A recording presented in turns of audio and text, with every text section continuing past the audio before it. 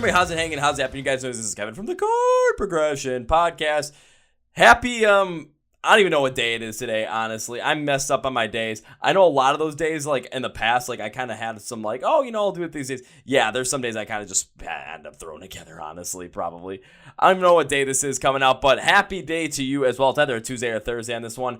And, well, let's just put it this way. The band that we have on today, I'm looking at the, like, breakout on the audio mixer right now and the audio interface. Let's just put it this way. Remember when we had Matt McAndrew from Rain City Drive on the podcast? When we had Elias from Nonpoint on the podcast, and I really didn't talk very much? These guys in this band just riff on everything. They riff off each other. You get to know this band better than you could possibly ever imagine through this, and it is fantastic. Before we get started, I want to thank our sponsors. First off, Manscaped. Yes, Manscaped is sponsoring the podcast for the best below-the-belt care for all you guys out there. So, yeah, you know, we're getting into, you know, the holidays of the end of the year where we're going to get into spooky fun. Well, spooky fun. Or Halloween, as, you know, people should call it. Thanksgiving, and then, of course, Christmas. So, you know, what's one better way to, you know, make sure that, you know, you're looking good down there? You know, it's like, okay, you know, you're not scaring yourself by looking down there because you've got wild bush down there. No, you don't want that. You don't want to be scaring yourself down there. So make sure you're taming yourself down there with the Lawnmower 4.0. Yes, Manscaped has the all-encompassing Lawnmower 4.0 to help you trim down there and make sure you get the best trim down there for your boy so that you're looking oh so spick and span down there and everything is in a healthy way.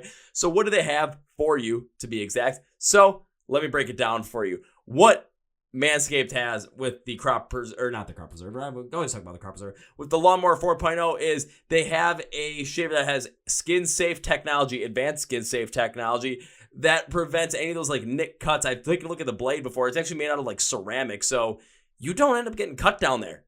It's a beautiful thing, trust me. And the shaver is also waterproof and has a 4K LED light so you can watch yourself mow down there. Oh yeah, you don't want to miss out on that. It's the best shave I've ever had down there, to be honest with you. Use it all the time now. So, you want to get one? Go get one yourself by going to manscaped.com and get 20% off and free shipping using the code CPP at checkout link description of the podcast. We are also sponsoring the When We Were Hungry Music Festival happening in Las Vegas, Nevada on October 21st of 2022.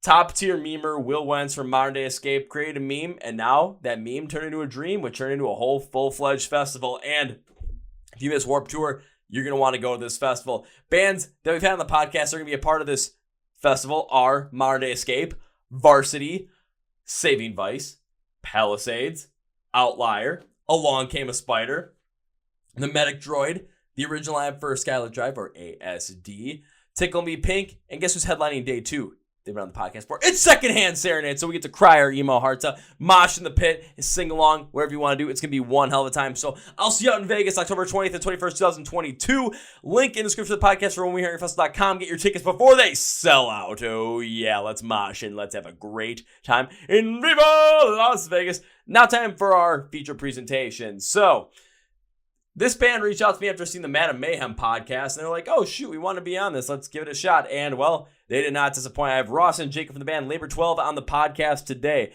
And if you want to hear stories about Static X, Sevendust, Alter Bridge, this is the place to go. If you're a new band, you want looking for some advice when it comes to being a band and growing and the do's and do nots, this is the podcast for you. When it comes to writing music and it comes to just like really getting into that moment and really getting into those feels of just like all the emotion that are surrounding all these songs, this is the podcast for you. So please welcome Ross and Jacob from the band Labor XII to the podcast. Are you guys ready? Let's go! Yeah. Well, ladies and boys and girls, listeners of the Chord Progression Podcast, let's just go back to some of those hard rock roots that we really started out with for this podcast because hard rock is where it is at. These guys reached out to me following our podcast with one of my favorite guests of all time, Madam Mayhem, because these guys end up playing with Madam Mayhem. They're like, hey, check us out because we play with Madam Mayhem and we love the episode, so check it out, see what happens. And I checked it out, I'm just like, yeah, we're doing an episode with these guys. So coming all the way from Texas, please welcome Ross and Jacob from the band Labor XII to the podcast. So gentlemen, welcome to the Chord Progression Podcast. Hey, we're glad to be here. Us. Yeah, thanks for having us. Glad that you guys are here. So first question is for you guys, how's everything going in your world as of late with Labor 12, with, living in the heat oven that we call Texas now because it's always hot there apparently, and just how's life been treating you guys? Well, it's been kind of odd. We recently crunched the numbers and figured out that we've played in our hometown way too many times. Yeah. So we're kind of shutting things down here locally and spreading out. So I think the number as of we have a show 2 weeks in 2 weeks. It's September 8th, whenever that is. So it'll probably be before this comes out. But we have a show with Wednesday 13 coming up. And I think that will be our 20th time to play here in Lubbock since July of 2020. 20 or 21. 20 or 21. Yeah, I don't know. We just, at first, when we first started, it was just kind of take what you can get, play to whoever will come kind of thing.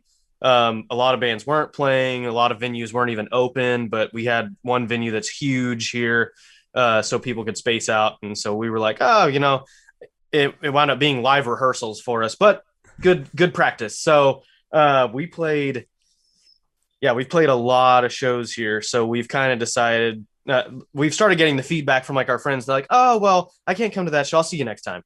And that is like the devil's kiss. Yeah, it's the kiss of death. So we're like, okay, you know what?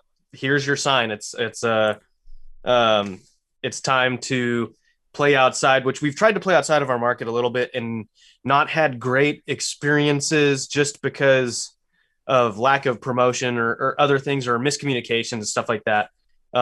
So now we are gearing up to play. We have a show in the Dallas area, September 16th in Haltom City, which is kind of north. It's close to Fort Worth. It's close to Fort Worth. Yeah.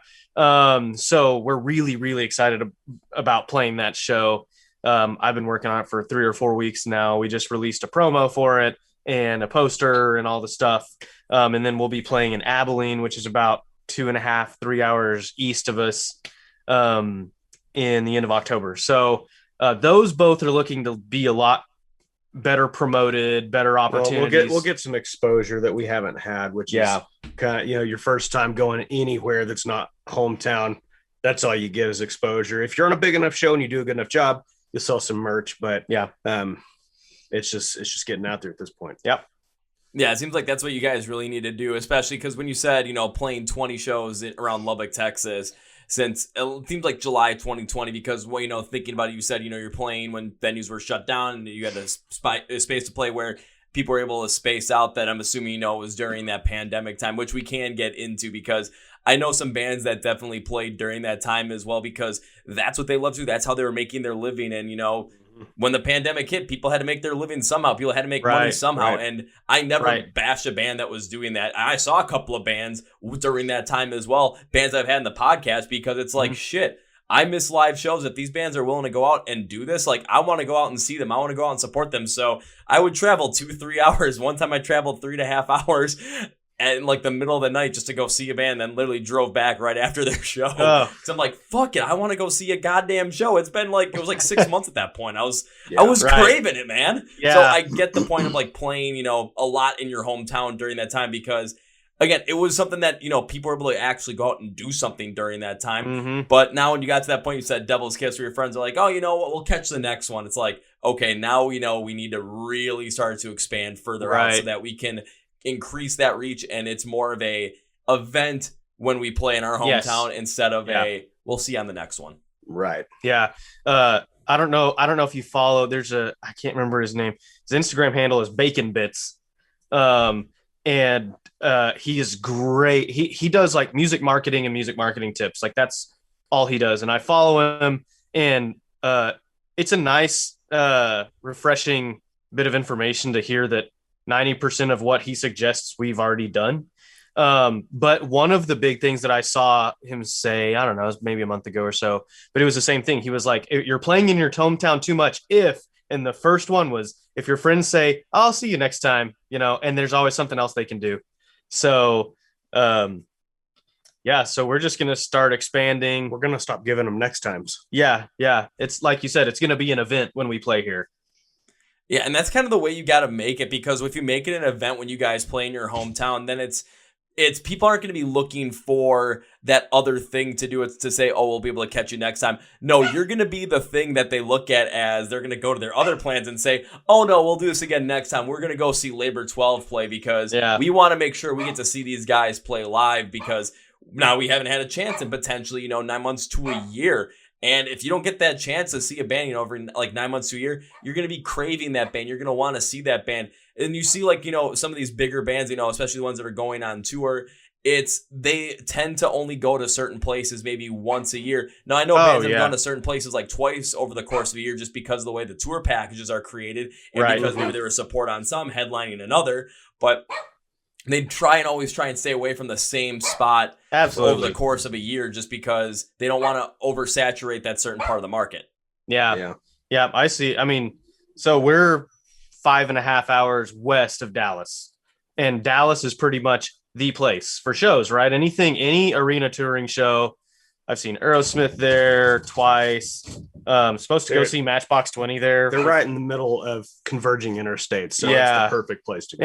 And there's like a bazillion people out there. So, but that's the way I am. Like, if Sevendust is coming, I'm gonna go see Sevendust in Dallas or possibly San Antonio. I'm gonna pick them up wherever I can. It works out with my schedule. Same thing with Alter Bridge, Tremonti, any of those bands. We're gonna head wherever they are, because they just don't come to Lubbock. I mean, we have a really good performing arts center that Hailstorm's going to play in the next month or so.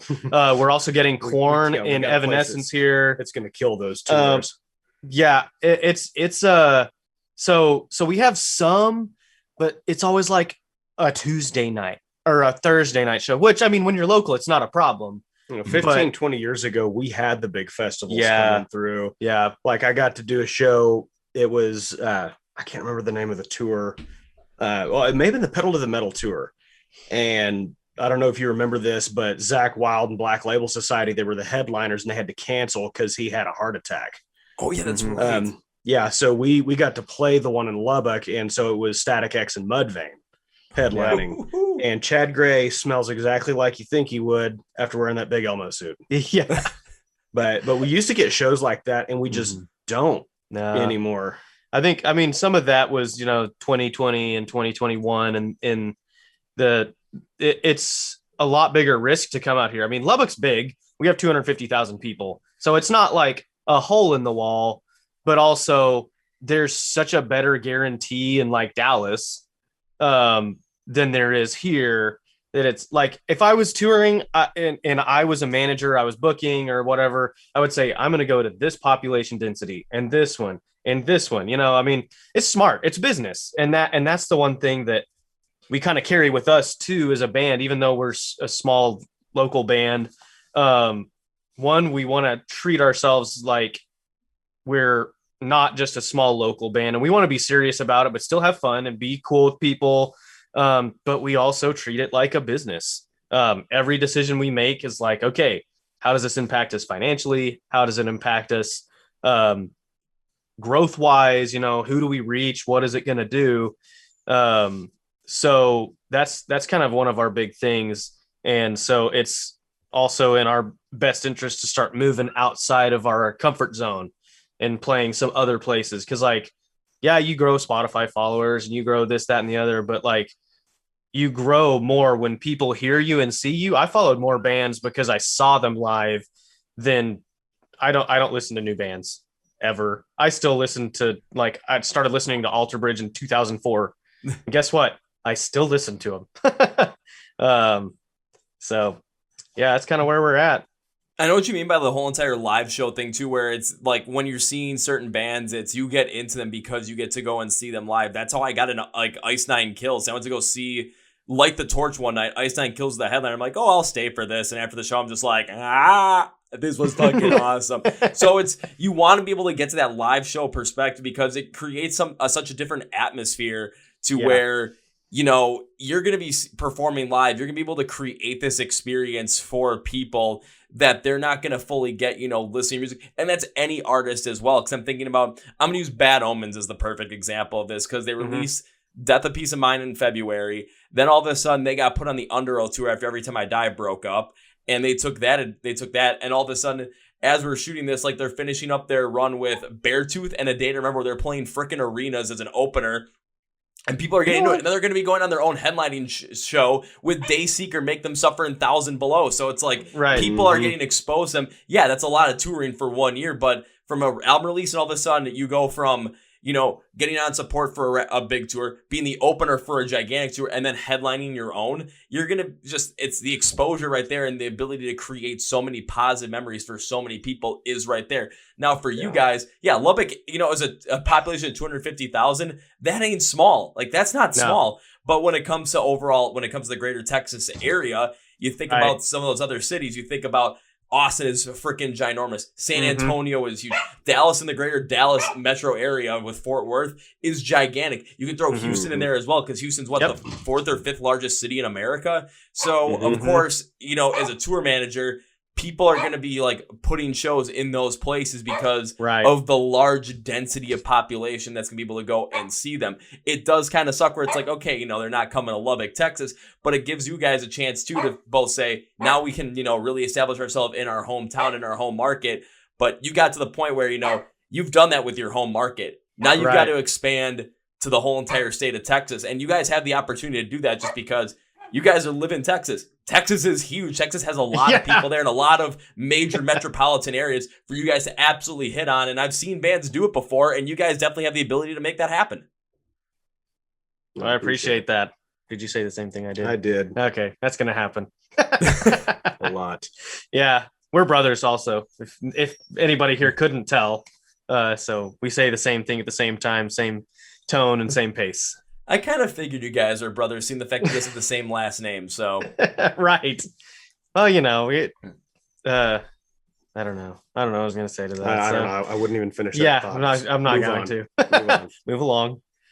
Move on, carry on, all that good kind of stuff, moving on forward. But again, taking a look at what your guys' ideas is, moving on, you guys are going to be going to, play a show in the Dallas metro area. You're playing a show. What was the other one that you said that was? I can't Abilene. It's kind of halfway. Yeah, it's halfway between here and there, basically. Yeah, understandable. But, there's other places too. It's like, Texas is huge. There's got a lot of people there. So you can pick up other places because you're not just going to be able to go, okay, we're going to do Dallas, and we're going to do San Antonio, we're going to do Austin, and we're going to do Houston. And that's it, because to do 4 shows, those major areas, which is fantastic to be able to do. But the space and the travel you need to cover is insane for that. People don't understand how big Texas is. We have people all the time hit us up. Hey man, I'm going to be, flying into Texas. You want to grab a beer? And it's like, well, where are you going to be? I'm going to be in Houston. And I was like, well, you paying for my flight? Yeah. Too? Because that's an 18-hour round trip. Yeah. Yeah. So, and that's what we tell people in Texas. We measure distance by time, not by miles. So like anything from us is like a 2-hour drive. Dallas is a 5-hour drive. San Antonio is 6. Austin is 6.5, 7. Houston is 8 to 9, depending on where you're going in Houston. So that's just the nature of it. And like crazy, like especially with gas being what gas is now, and doubling in the last year. We did a show in a little town called San Angelo, which is like in the reality of Texas, it's actually Central Texas. So I don't know if it was when Texas was established, but all these cities were like, oh, we're going to claim this territory and this territory. So Dallas is really like East Texas, but they call themselves North Texas. And we're really North Texas, but we're called West Texas. Austin calls himself Central Texas, but they're really like South Central Texas. And then Houston is like way south. Didn't know you were getting a geography lesson. Yeah, right. So San Angelo is what I would call actual Central Texas. So we did a show there with a band called Zana. I don't know if you've heard of them. I have not. I think they might be maybe they're out of the Houston area. No, or somewhere like Nashville. Nashville, maybe. I don't know. Yeah, they were really cool, but the drummer's a studio drummer in Nashville, so I'm pretty sure that's where they land. So cool band, really, really nice people. We made good friends with them, but they called us and they said, "Hey, can you come be locals on the show?" And we're like, "Yeah, well, that's a 3-hour drive one way for us, but yeah, we'll come do it. Let's do the show. It's gonna be awesome." Well, they had some issues with their tour booking manager or whatever. I don't really even know. There was a lot of miscommunication. And it's no fault of theirs, no fault of the venues, anybody's, but nobody knew what was going on. So on a Wednesday night, we were headlining this show. Never played there before. Never played in this venue, never played there before. And it was a Wednesday night, and we went on stage after midnight. Oh, so we played to no one. We were supposed to be going on at like 10:15. Yeah. And so, but all that to say, it was a gigantic waste of money. Yeah, I mean, it cost us what, $500-600 to do that trip. It was more than that, but yeah. Okay, yeah. Well, still for like a local band, which we all have jobs. Like we run a production company. Our drummer does mortgage work. He signs on loans and stuff like that, kind of on the back end.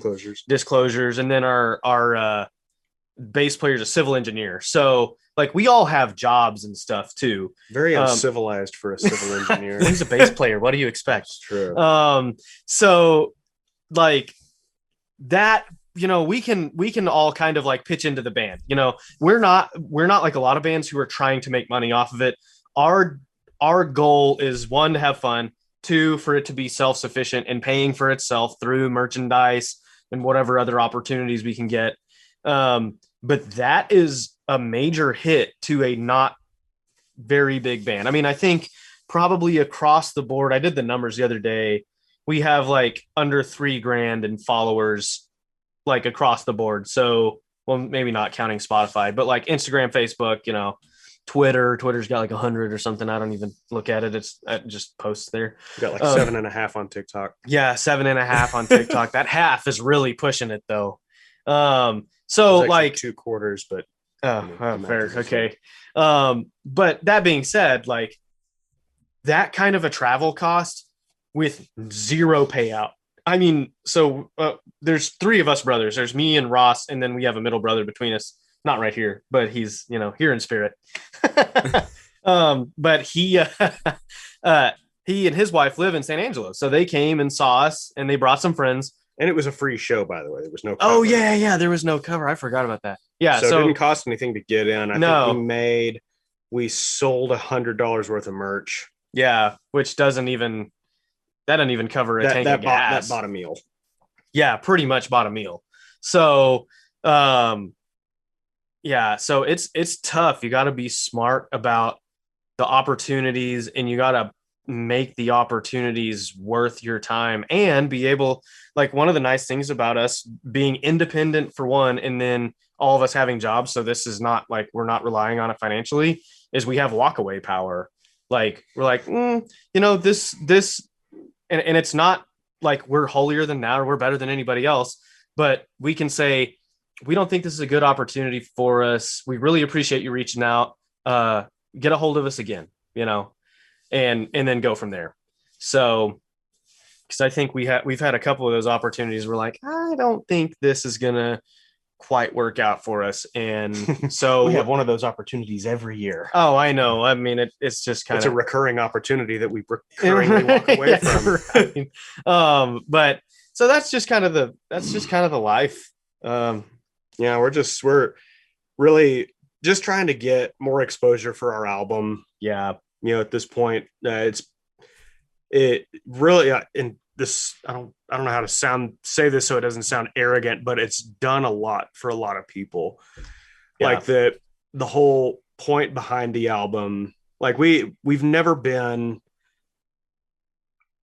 neither of us like bands that write music just for the sake of writing music, just to have something. Like it needs to mean something. That's what I've always appreciated about Alter Bridge. Matchbox 20 is another big one. Mm-hmm. Sevendust, all the bands that really resonate with me have an actual message. They're not just in it to be in a band.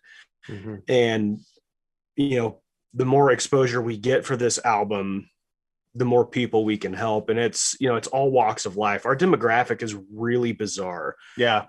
Like small kids, I would say, 6-7 year olds, all the way up through senior citizens, well into their 60s, because, we one of the songs we have is about our grandmother has dementia, and it's it's a song about going through that process. And it's like there's something on the album for everybody, no matter where you are, even if it's not.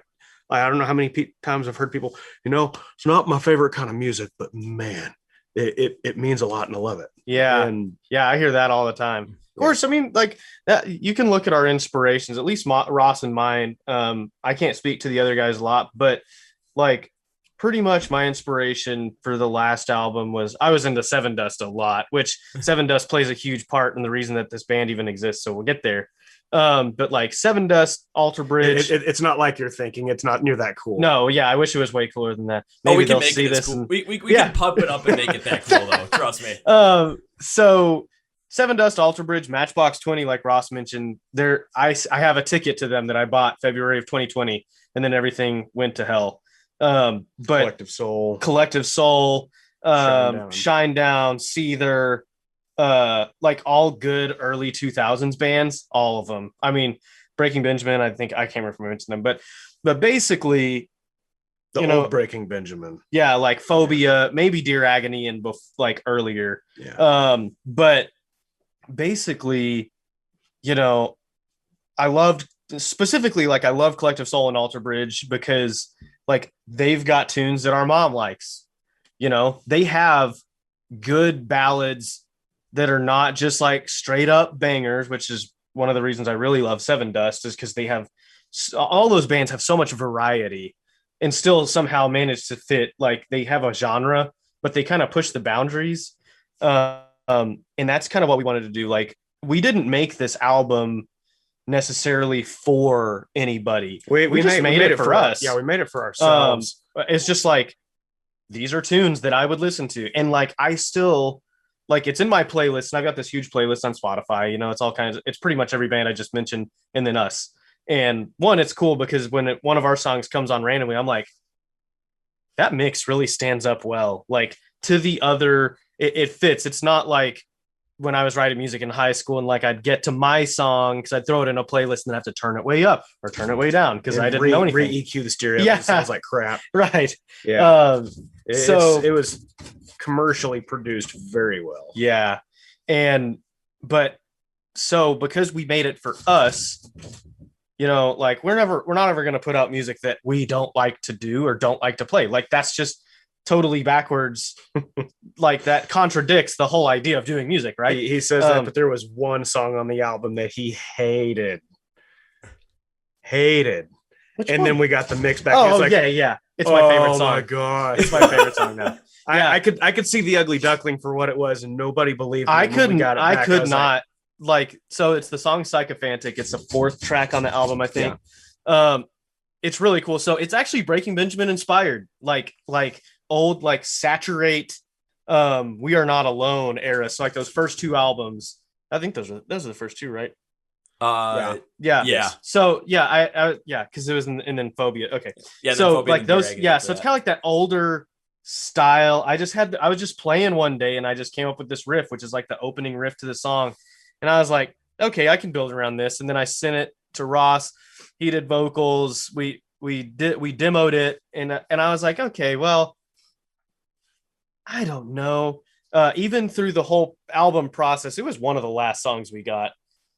Yes, it was one of the last songs we got, but you guys did not want it on the album. No, I was like, I mean, we'd had the conversation already. I was like, if there's a burner song, Sycophantic is the burner song. I will vote right now. That's it.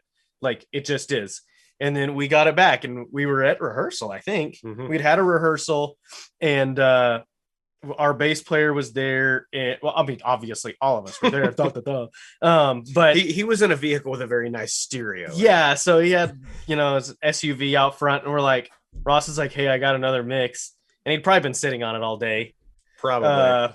Because he likes to do that. Not like so the first mix we got, I sat on that for like 3 or 4 days. Oh, I know. He was out of town. I was out of town. And I was not gonna none of us were gonna get to listen to it until we all got to listen to it together. Yeah. So that was really I would have a really hard time to be so totally tempted. But anyways, we jump in his SUV and it starts playing, and I'm like, okay, and then it like really starts bumping. I'm like, okay, and then the chorus hits, and our producer, who is actually a former member of Powerman 5000, also has a band called Cage 9. Well, he had a band.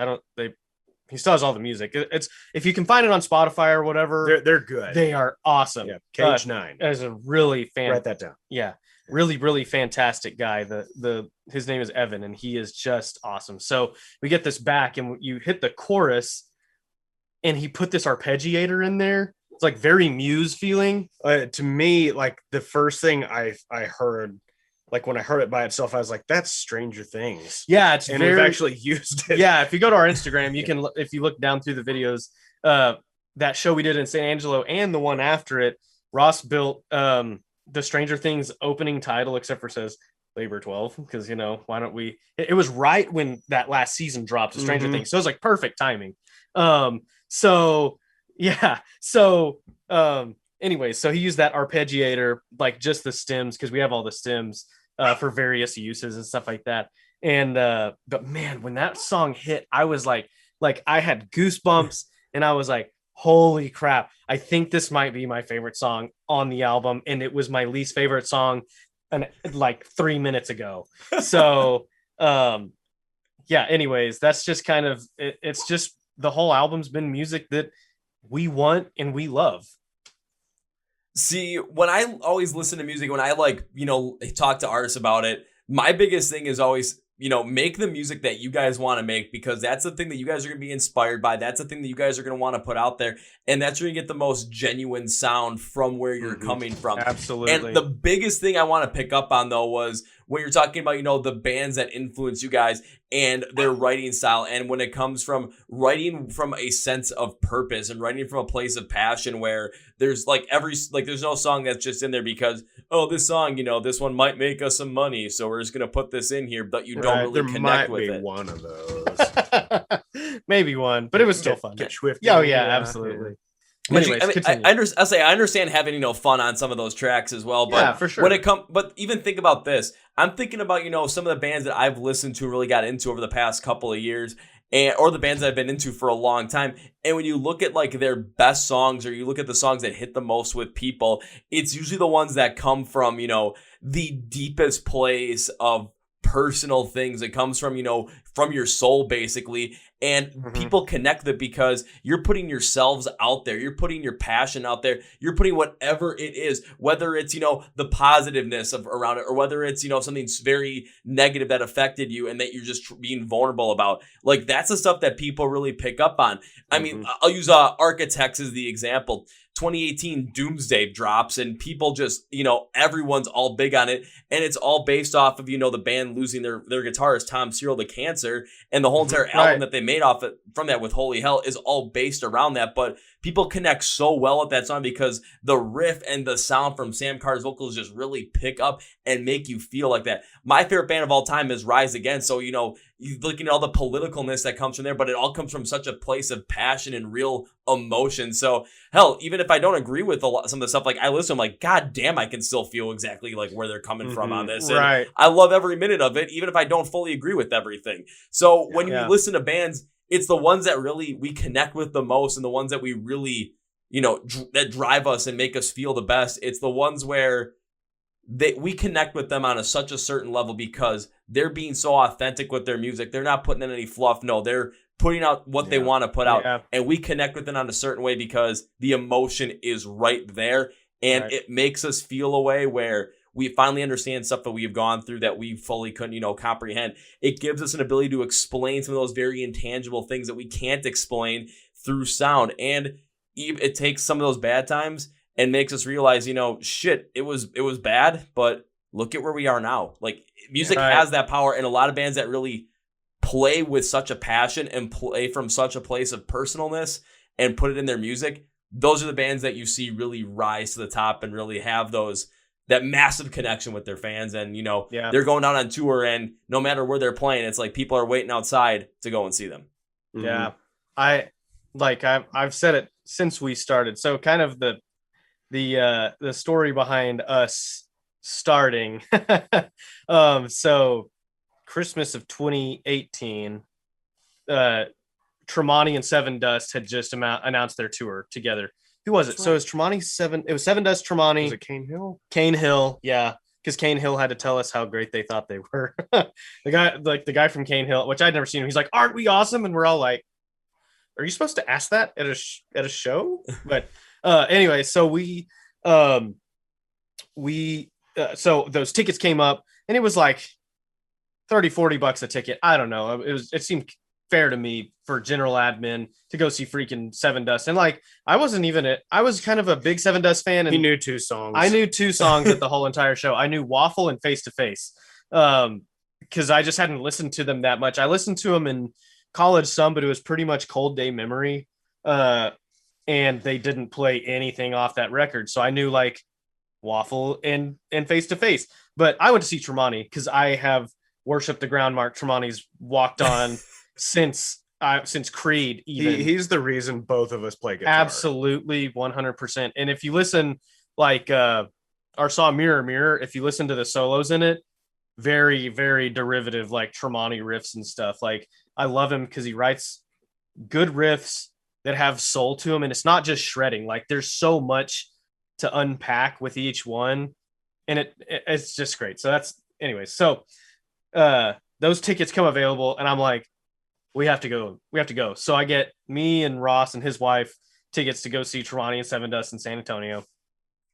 And Ross at several times had gotten a hold of me and said, "Hey, I kind of think I want to start doing music again." And I was like, nope, not going to do it. I don't want to do it. I don't want to have anything to do with it. It's so hard. Like, there's so much work that goes into it. It's a lot of work that people don't realize. It's a lot of work. And so I was like, I'm just not interested, whatever. So we go and see Tremonti and Sevendust, and it was the last night of the tour. So Sevendust throws it all out. I mean, LJ could hardly talk by the end of the show. Mm-hmm. Tremonti was awesome. When they got off stage, they went to the merch booth, and if you got anything from merch, which both times we saw them, if you bought anything at the merch booth, they signed whatever you got, or they'd sign whatever you brought. So like Ross, you got a meet and greet ticket. You basically got meet and greet. You could pay $5 for a pick and get a meet and greet out of it. But at our show, what they did that they weren't doing is they were letting us take photos with them at the merch table, because they were like, it's the last night, who cares? So we went and jumped in line, and then went back out and saw Sevendust, and it was just like, I still have videos of them playing Face to Face, and like the whole floor. It's this really cool venue in San Antonio, and I can't remember. It's not Bonds. I don't remember the name of it, and it's not the Bomb Factory, because that's in Dallas. I think they changed the name to the Factory or something.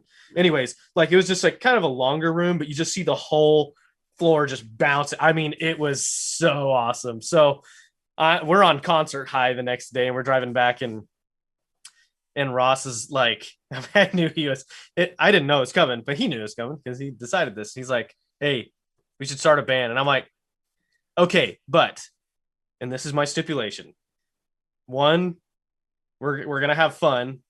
2, we're going to treat it like a business. And 3, everybody is responsible to uphold their end of the deal. I'm not going to babysit anybody. No slackers.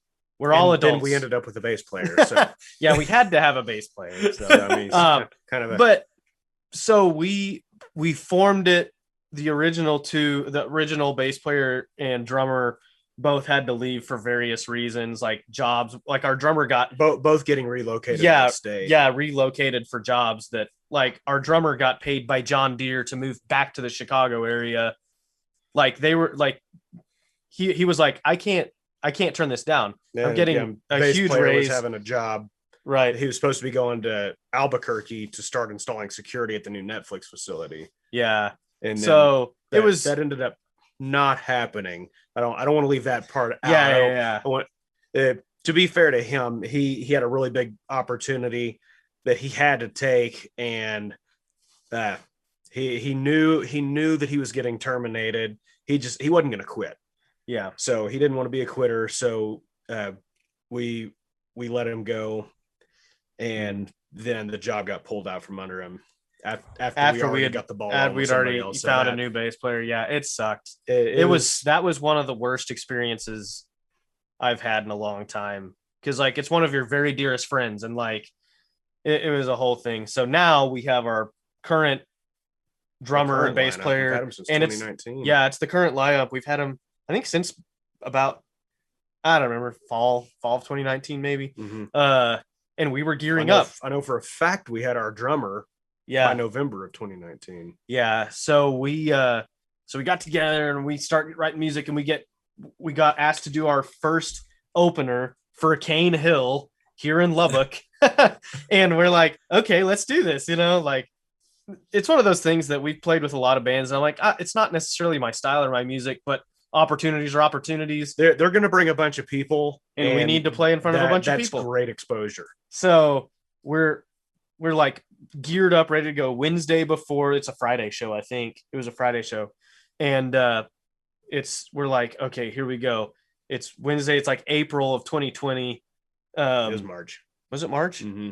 Okay, so it's March of 2020, and it's Wednesday, and we have you know where this is going. We have our first like live cabs rehearsal, I think, and it was awesome. I mean, like, you could just feel it, and we're like, oh man, it's gonna be so awesome. And Friday morning, the day of the show, the governor of Texas is like, we're shutting down, and I was like, oh, I was so mad, I was furious.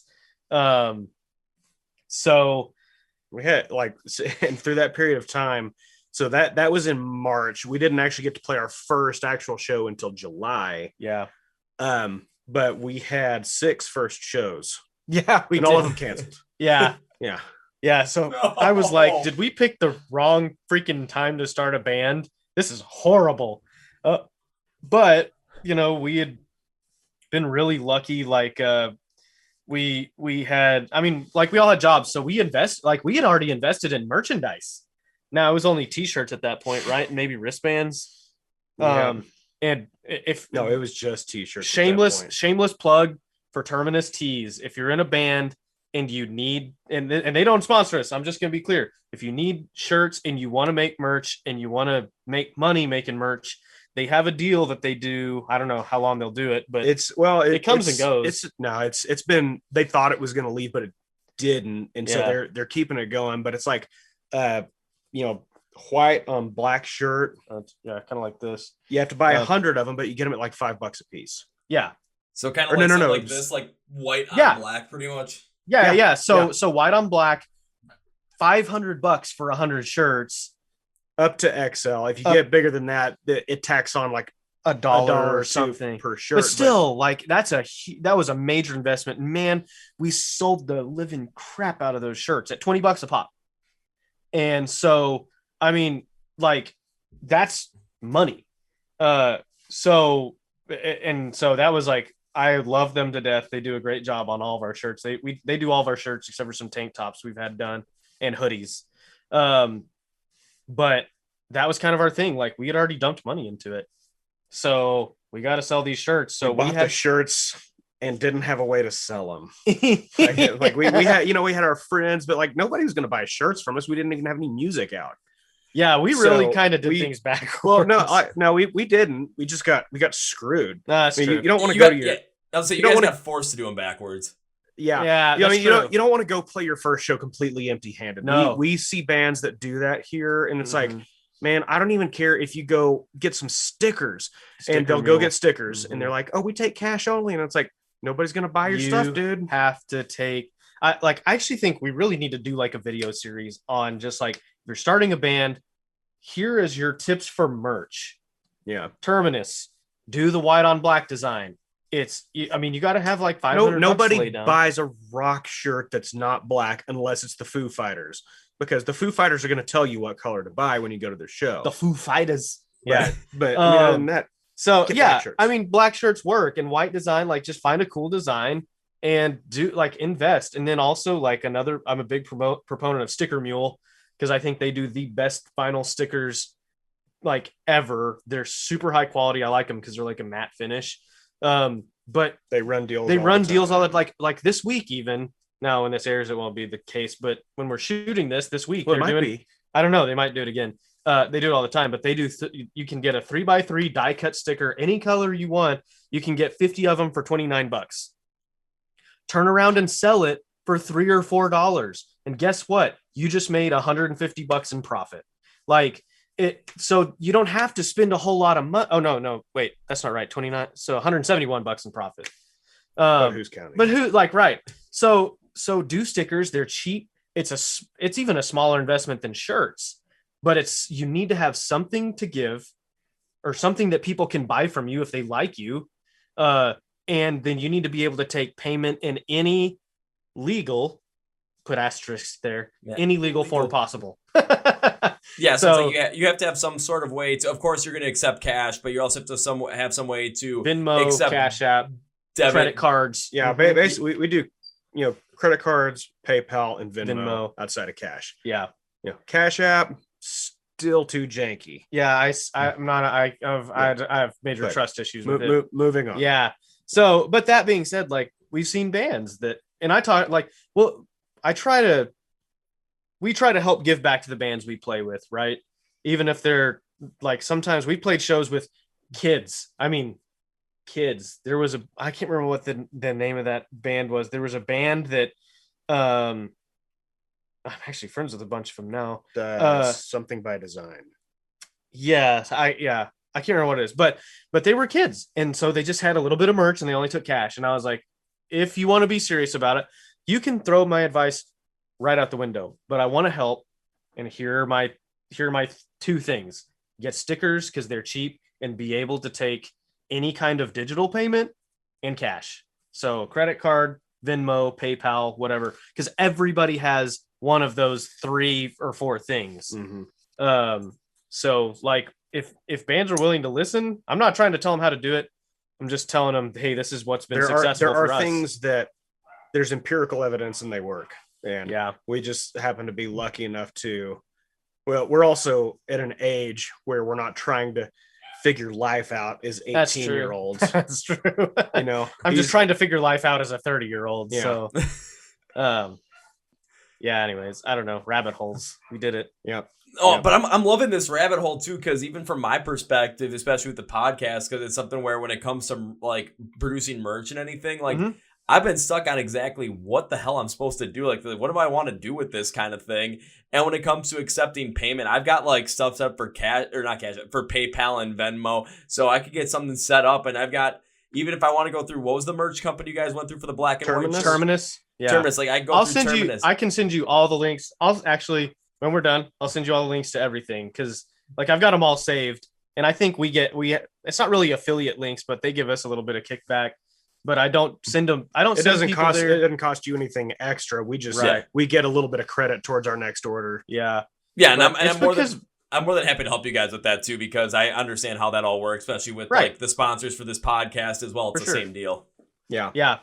So we love helping people with that kind of stuff, because like the way we see it, and this is kind of the way I've looked at this band, we want to have a Sevendust reputation. When I say that, I mean every band you talk to, any of them, if they know Sevendust or they've played with them or they've even heard about them, they love them. There is no hate for Sevendust except for maybe Fred Durst, but but he hates everybody, right? So like, even I saw a thing from, I think Knotfest shared it or somebody did, I don't remember, but there was an interview that Corey Taylor did, and Corey, they had gone on before Sevendust or after Sevendust, I don't remember, but he basically looked at Jim and some of the other guys that were standing there, and he's like, okay, we were good, but were we Sevendust good? And like, they just have that reputation. One, I mean, they put on a phenomenal show. Even like, I got to see them on the Animosity tour this year, so like the anniversary tour, it was so cool. But everybody loves those guys, and it's because they're just nice and they do what they can to help. They get on stage when they're not supposed to be on stage and watch your show.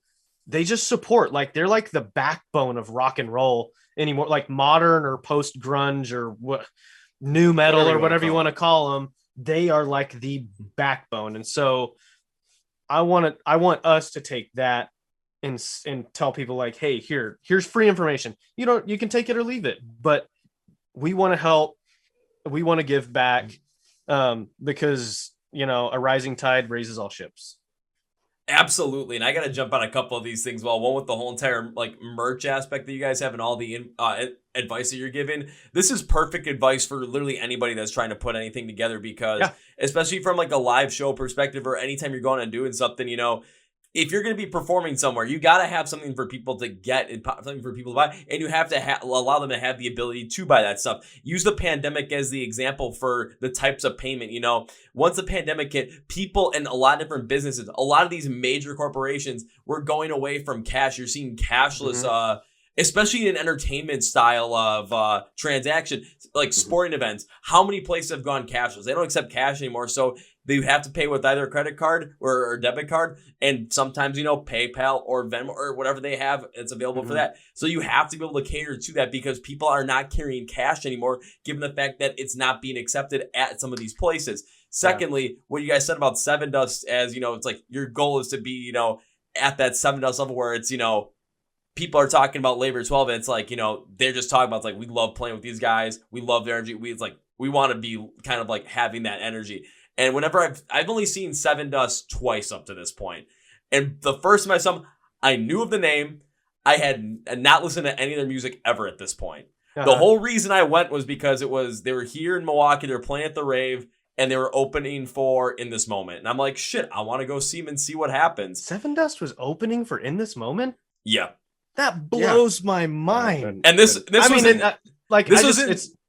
anyway, sorry, go ahead. I'll say this was in 2019, so this was right after the Tremonti tour with the video. Okay.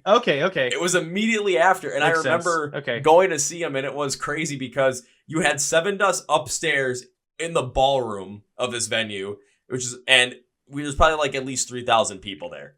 Yeah. In the basement of the venue, though, you had Tech Nine down there.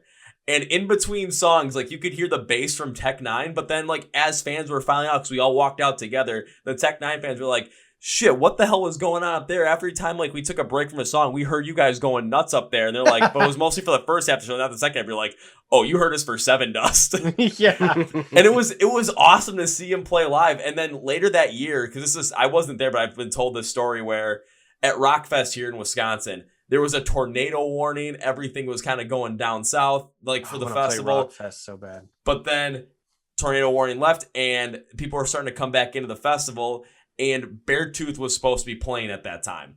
So Beartooth goes on the main stage to try and get people back into it. And Beartooth's energetic as all hell, so they're going to be able to get people back into it. Yeah. After like 3 songs, they were told that they had to leave because Sevendust was going to be going on next. And the management for Rockfest was trying to get Beartooth off so they could honor the contract with Sevendust. But the guys from Sevendust were like, no, let this roll, because they're the ones that are bringing people back in the festival. They're bringing the mood back up. Like, they wanted Beartooth to keep rolling because the fans were into it. They were more concerned about the fans than, their playing time, which was fantastic. And then this year, I got to see them at Welcome to Rockville down in Florida. And the day that they played, we had a couple of rain delays that day. They played just before the first rain delay. They got their whole entire set in, and they were like the only band. They basically, I think Rockville purposely did this. They had Sevendust as the only band scheduled at that time. Because they knew what was going to happen. Because if they had a band somewhere else, you weren't going to go watch them. You were going to go watch Sevendust. Right. Yeah. So there's like 20,000 people watching Sevendust as the rain's ready to roll. All the other bands want to watch them too. Yeah, and like I was dying to I felt like I was dying to heat stroke that day too, and I managed to I just didn't want to leave. I'm like, I can't leave right now. Sevendust is on. Right. It's like if you're able to attain like that kind of feeling as a band where you guys are going up on stage and it's people want to see you. People are just like, you don't even have to be the biggest fan of the band, but you just enjoy them that much where it's like, I don't care even if I don't know any song. I gotta go and see these guys play live. Yeah. Yeah. And like some of the like most genuinely nice people. Oh yeah. Too. Like, I've had the opportunity to meet and hang out with them a couple times, and like they're just dudes. Oh yeah. Like, just a bunch of bros. I have heard of more people. There are more people on this planet that have LJ's phone number, because they'll just run into him at like a Kansas City Royals game. They're like, "You're LJ from Sevendust." He's like, "Yeah, bro. Want my number?" He usually doesn't offer it out, but like I know tons of people that have phone. Like, now, I think I've seen it maybe once or twice, like screenshots of his text messages, and he's one of those people that has like 946 unread messages. So it's probably everybody that he gave his phone number to. Mm-hmm. But like, he's just super chill. Actually, speaking of that, I bought a cameo from him for our drummer's birthday in January, and I'll send you the link. It's funny because he can't figure out how to say my name. But one of the things that I wanted him to say to our drummer was like, "Congrats on the album." He's like, "Album? What album? I gotta hear this shit." And I'm like, okay. And so I'm like, months later, I'm like, I gotta figure out how to buy another cameo and be like, I don't want to be this guy, but technically you said you wanted to hear it. So is it like, this is the name of the band? We're on Spotify or wherever. We'd love to hear something back. Cause like, that's like at this point, my musical career goal is just to like open for them. Like, just like I will drive to Dallas. I will drive anywhere in Texas, Oklahoma, New Mexico, or any, like if they called and said, they have a show in Florida tomorrow, I'd be like, I'm going to have to put on some big tires because I got to get there. Like I would do whatever and I think any of the guys would do whatever it takes. Like, I'll call in sick tomorrow. It's cool. But that's definitely like my goal right now, is to be able to open for like them or Alter Bridge, is like, and just like pick up legs of a tour. I don't want to go do the whole thing.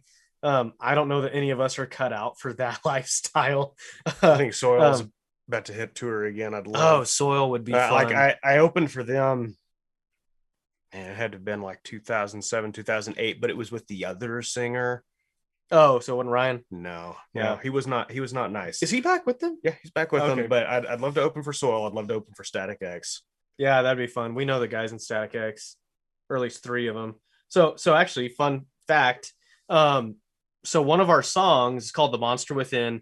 It's actually a tribute to Wayne Static. Ross is a huge fan of Wayne, which he could talk about if you want. No, you just do that. You want me to tell the story? I'll tell You can tell the story. Let him tell the story. I got to hear this from like the man, where it's just like the inspiration is going to be like, oh. Yeah. So I was in like, we have a cousin who managed to be friends with a guy whose brother-in-law was Static X's guitar cousin's former roommate. So, but he was their guitar tech, one of their longtime friends, and he ended up moving out to Lubbock. He was my guitar player for a while and got my band on a couple of shows with Static, regionally, and then in like 1999, 2000, I heard "I'm with Stupid." Right after that album, Wisconsin Death Trip came out. It was the first metal song I ever heard, and it stuck with me. Like I can't think of anything appropriate to say. So what do they say? White on rice? Yeah, stuck with me like white on rice. Yeah, that one's not racist, I don't think. But anyway, so like fast forward, I moved here to Lubbock, and then Static X came through a couple of times, and I was like, oh, I remember that. I remember that band, and they had just dropped the Start a War album, and then that's the one with Dirt House on it. Yeah. Okay. And like it just all kind of came together, and then I don't know, just something clicked, and I just loved Static X. So when I became friends with their guitar tech, who eventually became one of my guitar players, I actually got plugged in, and their original drummer, Ken J. Lacey, who he's their drummer. He's the drummer now, but he was the original. Now the drummer. band has reunited. Mm-hmm. But he produced my last album, and in 2019, when they went out on the Wisconsin Death Trip anniversary tour, the memorial tour for Wayne. And it was 2019, so it was the 20-year anniversary tour. We have those dope flat hats from it. We do but like in 2014, when Wayne OD'd and died, that was devastating for me. I don't get upset about celebrity deaths. Like, Wayne was a hard one. Taylor Hawkins recently was actually a pretty hard one for me, and the third one that I've had a hard time with was Leslie Nielsen. Yep. Really? Oh yeah, love his movies. Big Naked Gun fan then? Oh yeah, Naked Gun, Spy Hard, Yeah, wrongfully I knew we were gonna accused. be friends. Yep. Yeah. So well, here. I Oh, don't yeah, know if you you know can. I don't know if you can see. You might have to move this way. But it's the. It's He has the an airplane tattoo. And it says "Don't call me Shirley" on it. I'm about to say, surely you can't be serious with that, Yeah. but you literally took the words right out of my mouth in that response. Yes, I did. I did. But Now, before anyway, you continue the story, I just want to tell you both good luck. We're all kind on you. Oh, this is amazing. This is so great. Anyways, I've been nervous lots of times. Anyway, so in 2019, like there was a pretty big fallout with my old guitar player, and I kind of figured that my ties to Static X were cut. Like I could talk to Koichi periodically, just text him, Merry Christmas, happy birthday, stuff like that. But I didn't talk to Kenjay for a long time because I knew he was really close with my old guitar player, and I'd reached out to Koichi because we had already bought our tickets to go see him in Dallas. And I was like, I want to see you guys. I haven't seen you since like 2010 or something like that. Last time I saw him was actually on, it was the last date of a US leg of the Cult of Static tour. It was in Odessa, Texas. We opened that show and I brought their guitar tech back to Lubbock where he was living at the time. But I was like, man, it's been too long. Want to see you guys. And if it's cool, I'd like to hang out. Oh yeah, sure. And of course, day the show comes, it's the third show of the tour. And they're still having technical difficulties, just trying to get the kinks ironed out. And I see a guy walking from the merch booth. This is after the show where we almost died. Because it was so hot in there. It was at the Gas Monkey. Oh my gosh. In Dallas. It was so hot that security was bringing us water. They were bringing free water to people just so they wouldn't have to take us out in an ambulance. Yeah, it was wicked hot. Anyway, so show's over and I'm kind of hanging out, trying to get a hold of Koichi, and I see he wasn't their tour, might have been their tour manager. I can't remember, production manager or something. Yeah. But this guy walking from the merch booth back to where I know the band people are lining up for the VIP. And I was like, hey, he's like, dude, man, the guys have been looking for you all day. And I was like, they got a funny way of showing it. Yeah, they got my phone number. Anyway, so, got through the whole VIP thing and got to hang out with him for a little while and reconnected with Kenjay. And then I guess we kind of started the band at that point. Oh, we weren't really doing anything with it. It was only like this would have been like 3 months after we saw Sevendust. Yeah. So, anyway, so, as things kind of progressed, Jacob had written a song and sent it. And I was like, dude, that totally sounds like Static X. And he's like, yep, I totally meant it too. Yeah. And pretty derivative. So that ended up being The Monster Within. And it was very much about me processing, Wayne's OD and how I wish things could have been different. But I reached out to Kenjay and I was like, hey, would you and Koichi like to, contribute to the song? And never heard anything from Koichi, but Kenjay was like, yeah, I'll do some programming on it. So that song actually has a piece of literally has a piece of Static X in it. So that song has programming by Kenjay in it. And I at first I didn't tell him that it was about Wayne because I didn't know how touchy of a subject it was. But then I was like, I have to tell him that's kind of a dirtbag move to, withhold that information when it was about his friend. And I told him, he was like, dude, Wayne is so full of himself. He doesn't. And I was like, I know, but this is for me. And so anyway, so we, produced the song, we got it back. And I sent our producer the new Project Regeneration Volume 1, the new Static X record. And I was like, this is the only time I'm going to say, I want this to sound like this, but we want this song to sound like this. And he was like, oh, I got you. I got you, bro. Don't worry. Send it back. And it was like we've had several people tell us, that's the closest thing we've ever heard to Static X that wasn't Static X. And eventually talked to Tony, their bass player. He's the shot caller for the band. And wrote this real long thing because he and our other brother had come up with a design. And I was like, we would like to put this design. It looks like Wayne. We'd like to do it on a t-shirt, but I don't want y'all to think that it's a cash grab. That's not what this is about. Like, you guys have been a huge influence on me for years, and this is a tribute. And two, you're totally cool to say no. If it's not good, that's fine. If you're okay with it and the family has to clear it, that's totally fine. And he messaged me back and he's like, man, as long as it's tasteful and I mean, I'm cool with it. And of course, I mean, it's a skull with Wayne's hair, and so yeah, it's within the realms of metal, it's tasteful. Yeah.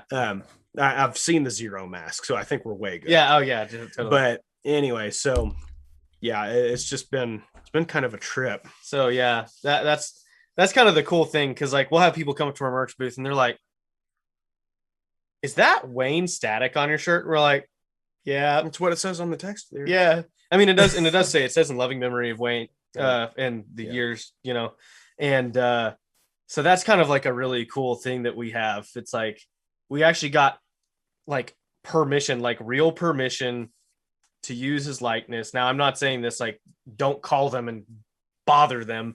I've known those guys for a long time, so I felt like I could. Yeah. Don't just message them because you heard me say it. Yeah, right. Big disclaimer. But it's just kind of cool. Like, and we have a lot of connections. Like Evan, who mixed our album, was a previous member of Powerman 5000. He mixes. I don't know if he still mixes their stuff, but he mixed several of their albums. He's done Lacey Sturm, Adelita's Way.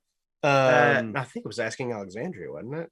I think he's done both of them. Asking Okay. Alexandria. Yeah, I don't know. like he's mixed some major records out there, and I mean the guy punches. So it was funny because when we had told Randy and Tanner, our drummer and bass player, about it, and they're like, well, I'm gonna have to hear some of his work. We're gonna have to hear some of his work, and we're gonna have to make sure that he's the right fit. And we're like, you know what, we'll give you whatever evidence you want, because you can take our word, but if you want evidence, I mean, it's a lot of money. And that was a hill I was prepared to die on. Absolutely. It's yeah. like we can't afford anybody that y'all think you would want to afford, and B, like I've known the guy for over 15 years. Yeah. And so I've been wanting him to mix an album for me for 15 ever. years. Yeah.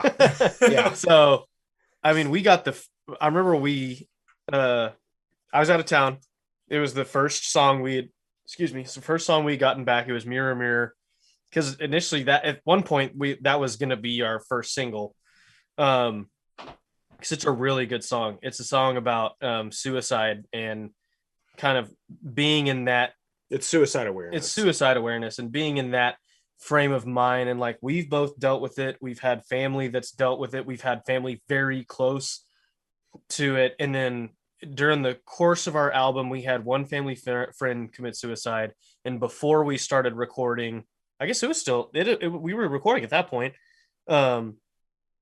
Martin and Jason both. No, was that the year before? No, that was February of 2020, because that was a Super. Okay, that was like the first was the night of the Super Bowl. Yeah, so we've lost an astounding amount of people to it, and so that song means a lot to us. I mean, it's really kind of the core of what we wanted to do with music and what music's done for us. And so we got that mix back. And Ross told us, he's like, I've got it back, but I'm not listening to it till we can all listen to it together. And it's like, dang, I had to go out of town for work. So I was gone for like 3 or 4 days, drove back into town. Well, we were playing that song that day. Yeah, we were playing that song at a memorial benefit thing, just like an acoustic version of it. And so we got together, and it's pouring rain outside this venue. That was the venue we played our first show in. And we get together, and we're in Randy's Dodge, whatever, his dad car. It's a super cool Dodge. I wish I had one. The factory sound system is amazing. So we're all sitting in it, and it starts, and it's like, holy crap. like this is real. And it's, so the song plays and I'm like almost in tears because it's just everything I've ever wanted since I was a little kid and I was 8 years old and started playing guitar is literally happening around me. And we get done and I was like disappointed because in my head I went, we don't sound like anybody. Like who do we sound like? I wanted to sound like, and then like about 3 seconds after that, I'm like, we sound like us. It's us. And that was the cool thing about having Evan do our record is that he took really the helped. best of us. He really refined. And I mean, like if you're in a band and you're really doing it, your producer is your auxiliary member. They really honestly make or break you to pretty much your whole crowd. And he just took everything and refined it. And I was like, holy crap, this sounds like every record that I love mix wise. But I played that. Like, did I play that? I played that. You sang that. You played that. You did too. I mean, it was just like, and so it was, oh man, it was something else. It was a surreal experience. Very surreal. Sure. So, and then now we're here talking to you. That's how you know when you have something special, though. When you think about any other band that's out there where you listen to them and it's like, it's them. There's always something at the core of that sound that know it's them. And those are the ones that just take off and just do phenomenal things. And I think about it this way too. It's like there's a lot of people out, a lot of younger bands where it's like they want to sound like this band because they're heavily influenced by it. That is totally fine. I understand that, but you don't want to, go around your whole entire band like we're gonna just sound like this band and that's it. That doesn't work. It's when you have something that you realize this sounds like us. This is us. Mm-hmm. That's when all of a sudden you have this like there's a certain like passion, this certain like adrenaline, this certain just like drive that just gets added onto it because you're like, holy shit, this is us now. Like we have this, like we found this, we have our sound. Now let's just roll with it because it's you guys. It's unequivocally you guys. Yeah. Man, like one of the kind of, it's a bizarre thing because I don't want to come off as the dude that just listens to his own music all the time, but it's like I listen to it and I can't believe it. Yeah. But it's also, it still serves its purpose for me, which was like there's been, without going into any details, my family's been under a lot of pressure, a lot of bad stuff happening lately. And like I popped in a song, popped on one of the songs called Phoenix Dark Dirk. If you're a Mystery Men fan, but popped that on because that song is still exactly what I want to say and how I want to feel in those moments. And it's I don't know. It's weird to not put on somebody else's song when I'm that pissed off about something. It's like I wrote that because I was angry about a situation and we're in a similar situation and my voice is the one, kind of opening that pressure valve. Yeah. So I mean, I get it. I mean, that's just kind of what this album was. I mean, so if you go to our YouTube channel, we shot a mini documentary every day we were in the tour, in the studio. So you can actually from day 1 to like day 44 watch the whole, basically this album piece together. Once it got to mixing, there wasn't anything we could do with that, but it's almost like we walked in children and came out men. Oh my gosh. So like weird. I go back and watch it every once in a while. And you see, like, we were very honest about everything that was happening during that time too. Like there's the day that Ross started doing vocals on Mirror Mirror. We weren't even supposed to start doing vocals. We weren't supposed to be doing vocals for a while. We were going to track all the guitars. Well, we didn't even have the vocal booth built. Like nothing was ready. No, it wasn't ready, but we made it work because a family friend of ours committed suicide. And it was just like this bomb just dropped in the middle of everything. Like I don't even know how I think I saw something on social media about it, and I called and told you because I was at lunch having Chinese food, which is terrible to eat if you're going to be recording vocals specifically. Yeah, vocals. And I called and I was like, okay, so like this happened today. We have to record these vocals. Like there's something about it. I don't want to say I want to take advantage of being in the right headspace, but it's something that needed to happen. Yeah. And like the album is called Monsters, and it's a very, it's literally the metaphor for us fighting whatever problems we have. People call them demons, they call them problems. For this album, we called them monsters. And, making sure we were in the right headspace. There was a song we wrote for one of our grandmothers that passed away in 2016. And like, I put a picture of her up in the vocal booth because I needed to be constantly reminded of why we were doing this. Yeah. And then we have another song. Actually, the only song on the album he never picked up a guitar on. It's called Everglade. But that song was the one I think I mentioned earlier. It was about our grandmother having dementia. And us kind of going through that process. And while we were recording the album, she was living with our parents, and we office out of our parents' house so that we could help. So there'd be somebody there all the time. And it just reached a point where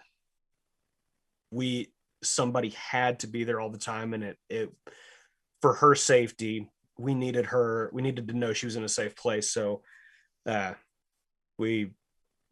was really our dad and his siblings, but it was kind of a family decision, I think. Decided that she needed to go to an assisted living. And just having the conversation with her, because she had always said that she knew if she got to that point, she wanted to be put in a place like that, because she went through the same thing with her mother. And then when the dementia really kicked in, that went away. She didn't remember. I don't know what it was, but she just didn't. She was not a fan of the idea. She was not a fan of the idea. And I remember having a conversation with her, telling her, that exact thing. This isn't because you're a problem for us. You've done nothing wrong. Because that was one of her things. What have I done wrong? Well, you didn't do anything. She fell and broke her femur behind her kneecap. Yeah, behind her kneecap, and in a place where it's so close to the femoral artery that there was a very high chance of her not making it out of the surgery. Fortunately, our mother was home, and I live about 6 minutes away and could come help pick her up off the floor. But I told her it's things like that if we can't have somebody here all the time with you, just imagine how we would feel if something really bad happened to you and we weren't there. And you couldn't get help there. And you couldn't get help. And that kind of, for the few minutes that conversation lasted for her, she got it, but that may be, I don't know how many hard conversations I've had in my life, more than I want, but definitely top 5 hardest conversations. And so going into the studio and recording that song while we're in the midst of in the middle of it, of her getting moved, and she was not happy about it. She loves it there. She loves it there now. Loves it there now, but she wasn't. She didn't. It was so hard to do, and I think that song has one of my favorite moments in the album, because Jacob had written the song in high school about another lady that she'd had Alzheimer's, right? Yeah, or dementia. I can't remember. Well, they're all Alzheimer's. Yeah, basically, doesn't matter. He wrote it, and he wasn't a big fan of it, but I loved the song. I loved the intent behind it, but it was high school lyrics. Yeah, very, very forced. And I was like, with your permission, I want us to record the song And if you're okay with it, I want to rewrite the verses. The Mhm. choruses were great. I want to rewrite the verses, kind of make it not feel so teenage and angsty. And he was like, please, I was for the listening love to a of lot God, of Dear Agony. for the at that love of point. God, don't, please kill those lyrics. They're terrible. But when it came time to recording it, I recorded the vocals on the verses, which I do the primary vocals on everything. Mhm. But I offered him the chorus, not like I'm giving him a gift, but I wanted him to have it if he wanted it. And we did like 2 or 3 takes, and it's the first chorus. And if you listen on the album, like he started crying, like couldn't hardly get through it. And he was like, just give me a minute to collect. I'll get it. And I was like, nope, that one's going on. Yeah. Because that is about as raw and as emotional and as painful a recording as you could ever get. And that's what the song deserves. And again, another hill I was ready to die on. But yeah, it didn't really have to force me much on that. Yeah, it was tough though. I mean, like, golly, it was like there were a lot of bombs dropped in the midst of that recording. I mean, what a lot of people don't realize, and I think it's because we're just so far removed from musicians and like that studio life and this, that, and the other, is that real life is still happening to everybody that's on the console, in the room, wherever. Like, it's still happening.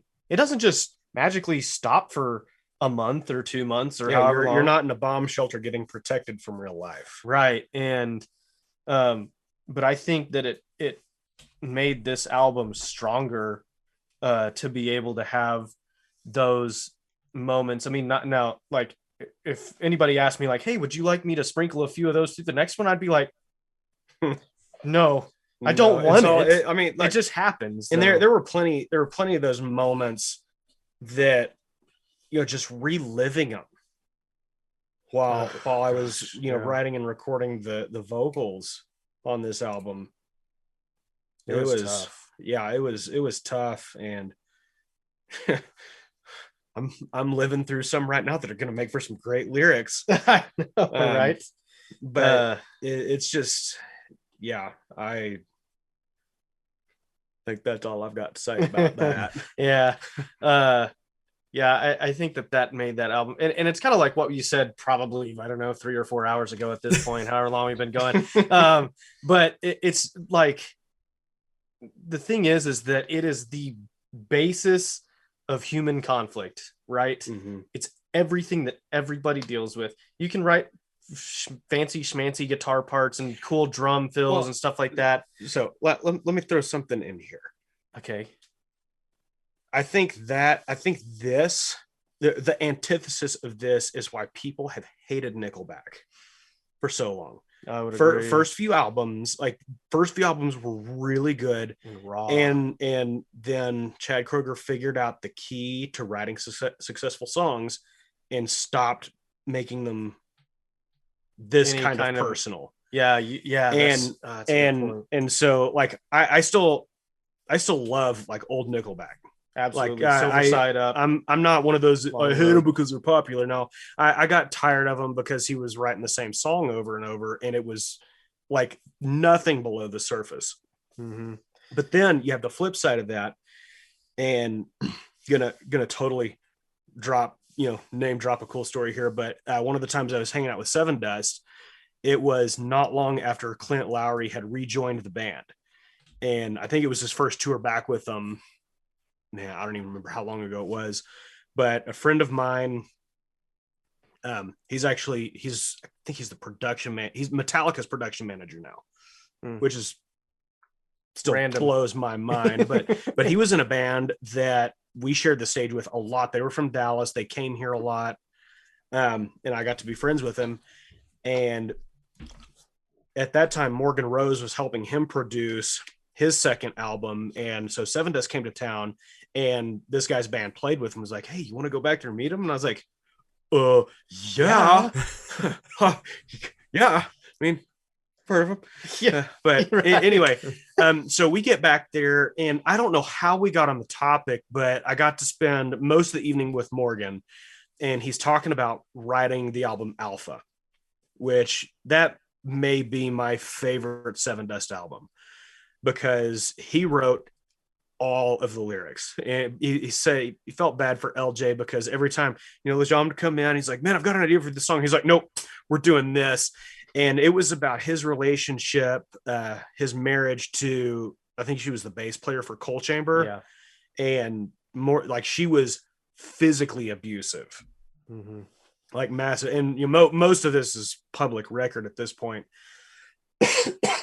But hearing him talk about like what each song was about, and like the horrible places that those songs came from, like once we got through this album, it's like, I get it. Now I get it. Yeah. I get it. Like there's, you can write about bad stuff happening, but writing from those dark places and trying to bring those monsters up when you're in the studio, it's hard.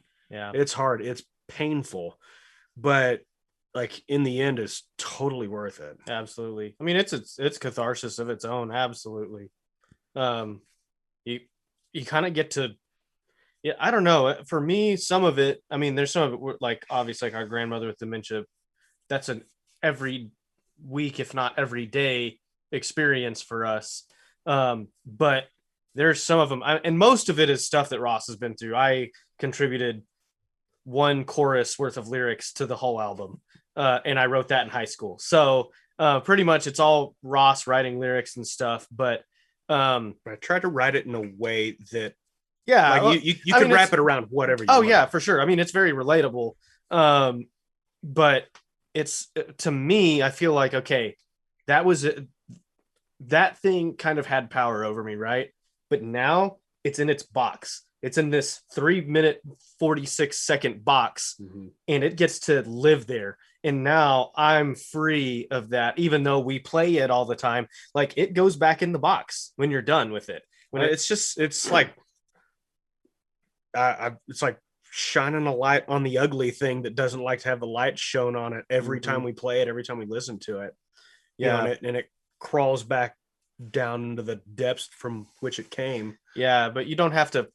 You just don't, like, you don't have to carry it with you anymore. It's like, it's just giving it up to something, and, whatever your worldview is. I mean, it's a good way to manage stress. So music is stressful. Writing music relieves stress. Producing music induces stress. Yeah. Playing shows induces stress.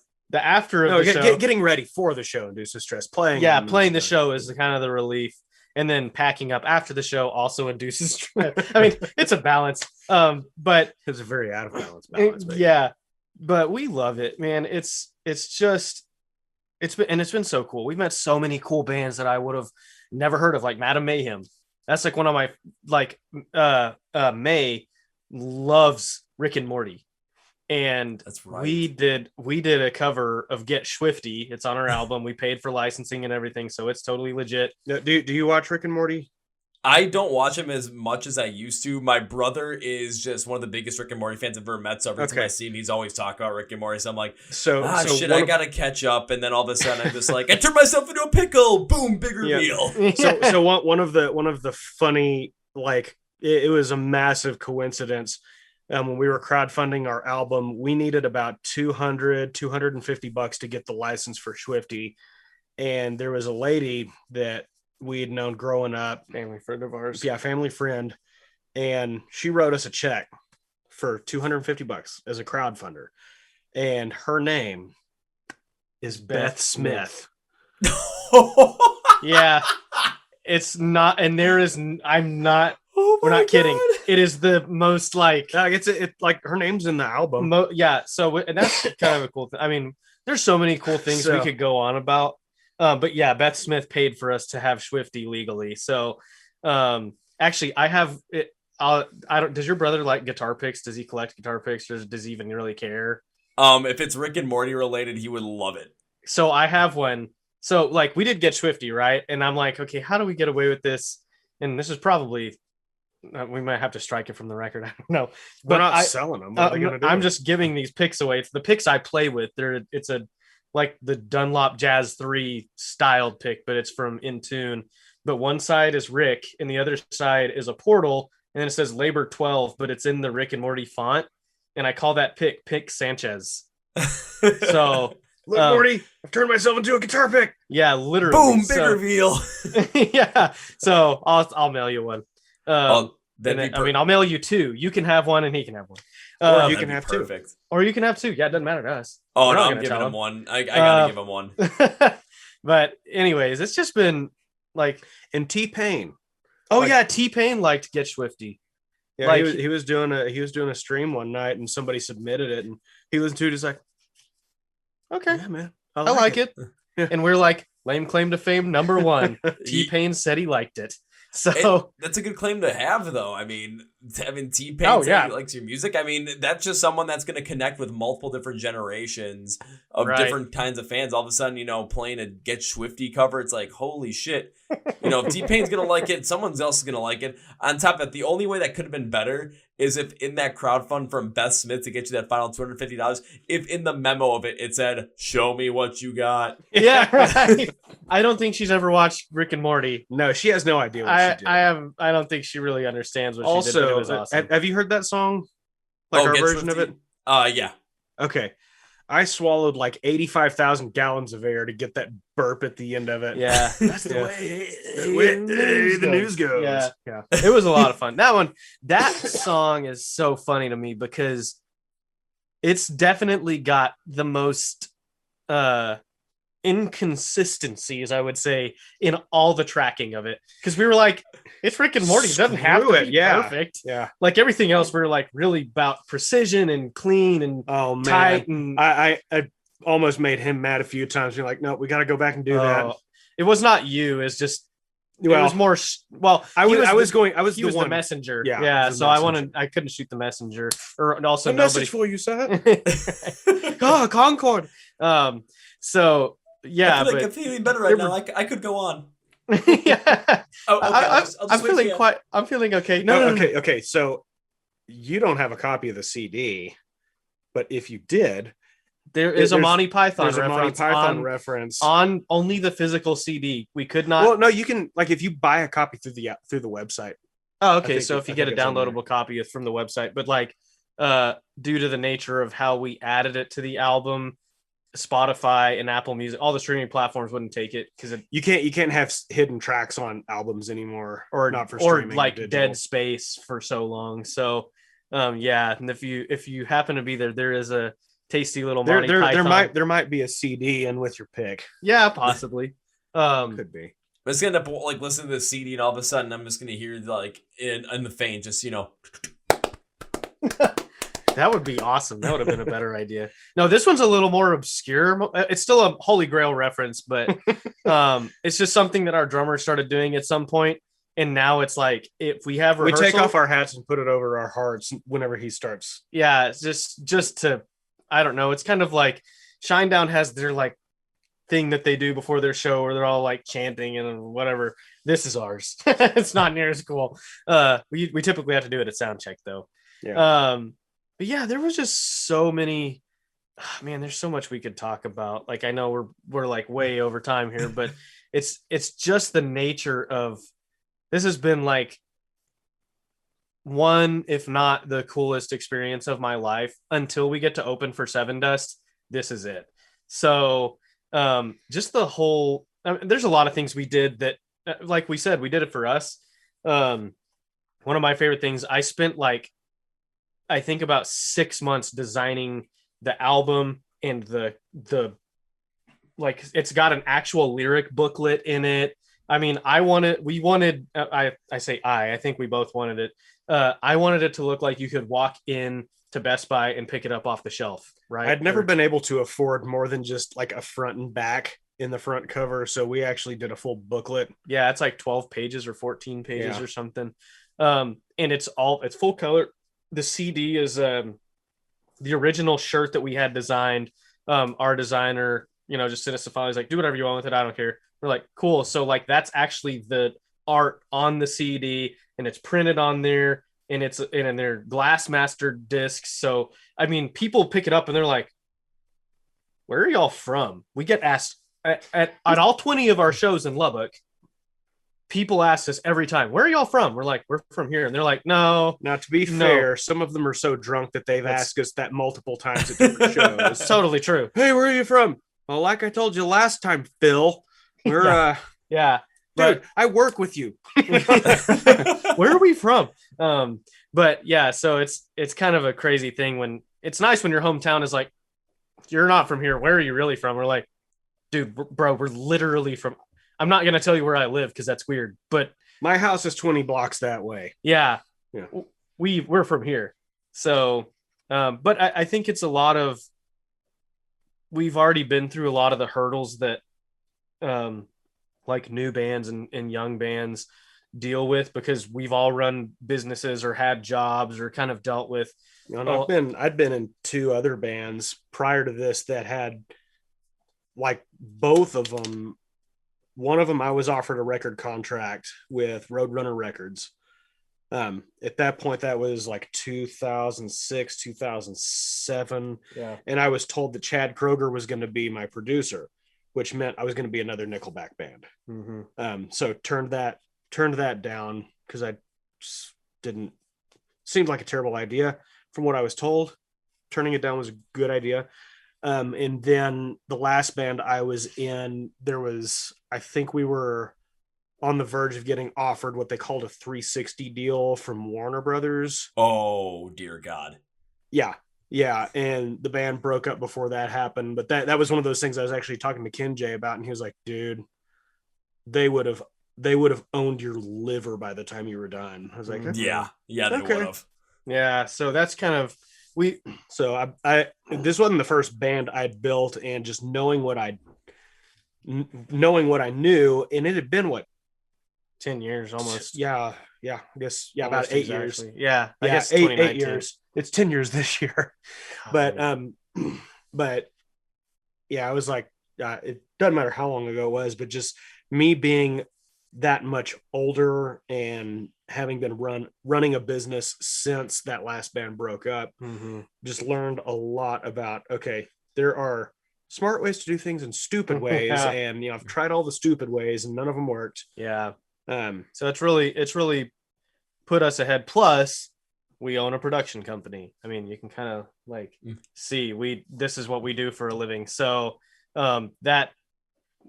having marketing behind us, I mean, there's so many facets of being a band. It would be awesome if it was just writing music and playing it, but that's like paying somebody else to do all the. That's like 10% of what we do. The other 90 is, stills, organizing shows, graphics, posters, videos, content, because content's everything. I feel bad for the other guys because neither of them know how to do any of this. Yeah. Well, actually, our drummer knows how to stream. Our drummer is a Twitch streamer, but he couldn't set this. He messaged us right when this started. He's like, "Look at my stream." So I'm not gonna lie, I popped over there, and he had like 144 people in his stream. So, nice. Which for Twitch is, and for the amount of followers and stuff he has, is like a huge amount. Like typically he averages like 28 to 30 people a night. So having 144 is like humongous. It's pretty big. But yeah, so like besides that, like 12 people invited 12 friends. Yeah, literally. And they all showed up. Yeah. Yeah, right. They all showed up. That never happens. Yeah. So I don't even know where we've rabbit holed. We've talked about a lot. We've rabbit holed. I'll say this: we've rabbit holed so many different times in this podcast, but the reason why I love the fact that we rabbit hold on so many things is for a number of reasons. One, when it comes to your guys' experience being in bands and being the band you are now, it offers a lot of different ideas, a lot of different advice, a lot of different like pieces of, just little content that people can take a look at, take a listen to that are in bands right now, starting bands, and help them through certain things where, maybe they didn't think of these certain things, and go through some of these experiences and figure out, okay, The merch idea, not going after a 360 deal. Thank God you didn't do that because, I mean, you don't want to be missing half a liver, part of your stomach, and then have your foot taken off because you own it to Warner. You don't want that to happen. But the other piece of it too was when you're talking about, writing the music and like recording it and going through all those things.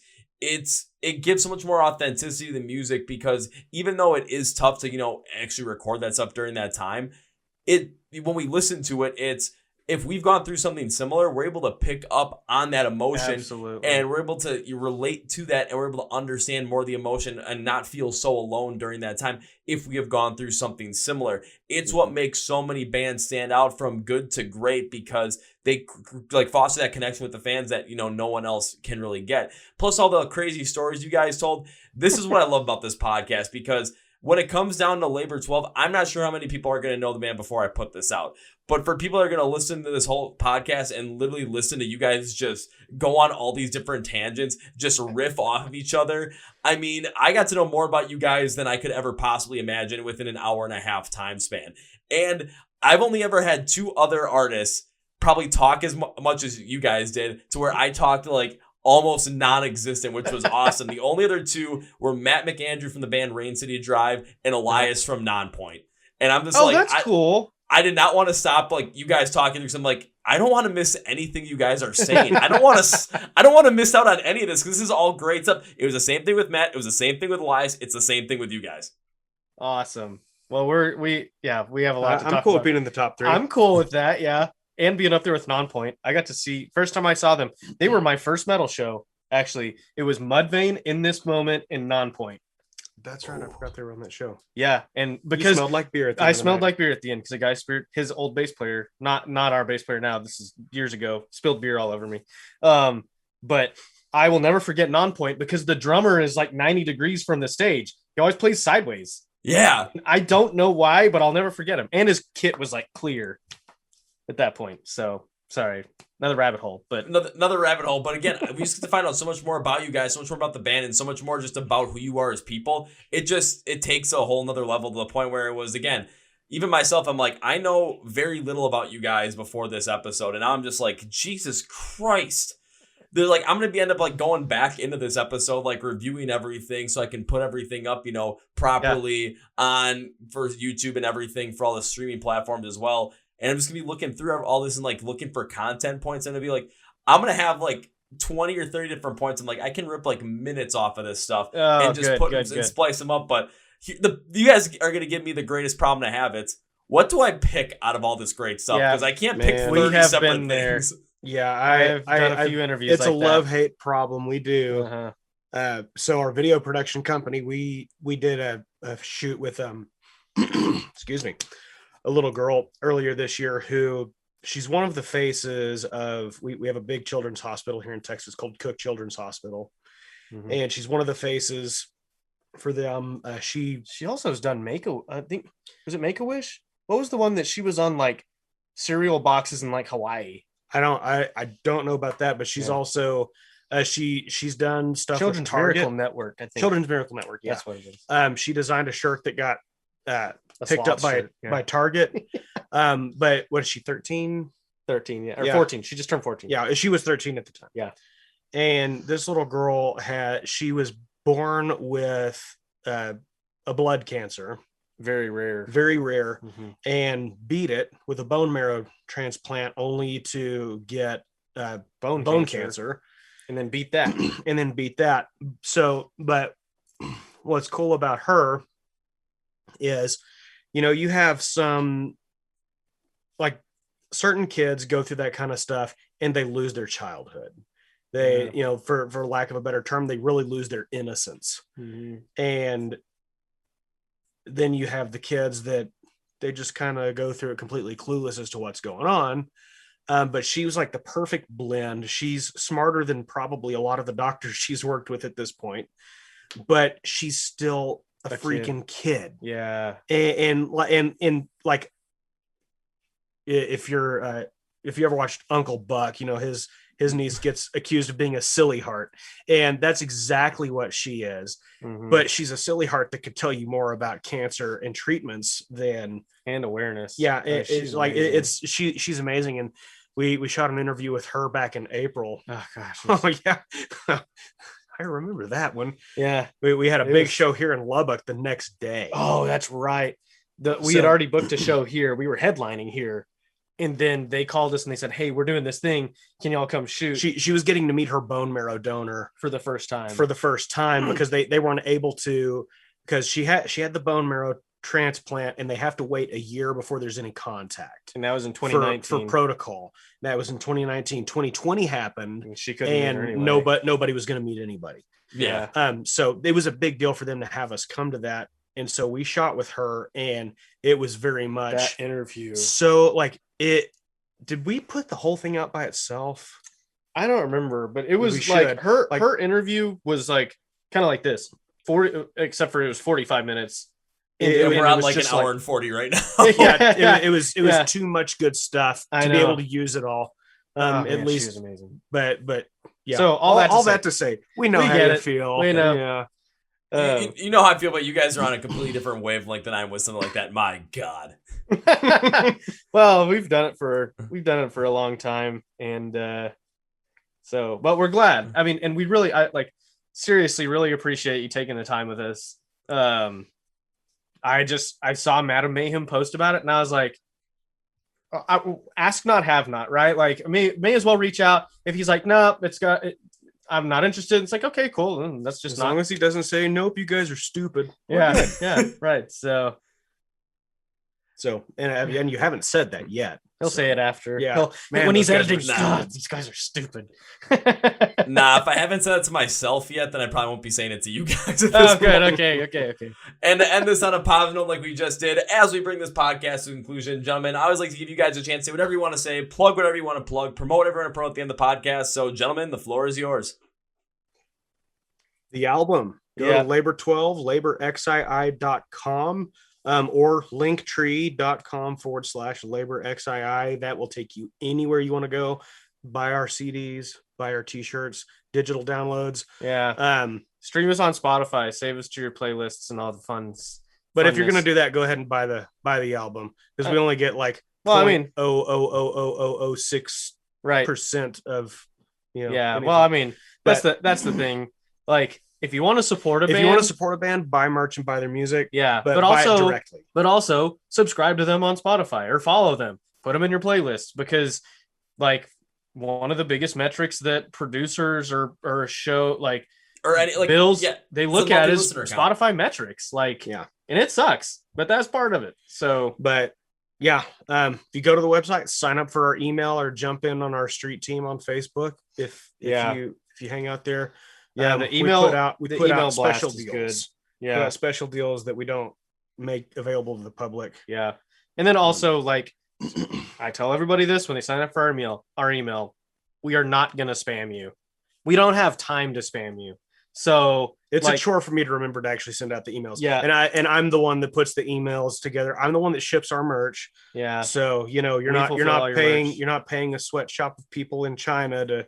Oh, gosh. I mean, maybe for some of the print on demand stuff, but that's probably true. Yeah. well, no, the backpack came from Latvia, so it's a sweatshop in Latvia that's Yeah. making those. My But best friend in fourth grade was from Latvia. nice. Yeah. But yeah, we have a lot of stuff in our store. Yeah. on the website. And subscribe to our YouTube channel. Like a lot of the stories that we've talked about here. Like right now we have a series going on every Wednesday at like 3:00, I think. We're releasing like an explanation of lyrics. So like the first first 4 songs have come out. So like Wednesday it's going to drop again. I don't know by the time this comes out what's going to be happening, but we try to keep our YouTube channel going. But there's also like almost 3 hours worth of mini documentaries for like recording our album and all that kind of stuff. So Seeing the fun and the not so fun stuff. yeah, it's Like me having to tell him that, hey, remember that first song you recorded? We need you to do that again. yeah, that was rough. But and yeah, we cry, we laugh, fart noises, all the things. So Some violence, maybe. some violence. Yeah, Deadpool shows up. a kind of pudgy Deadpool.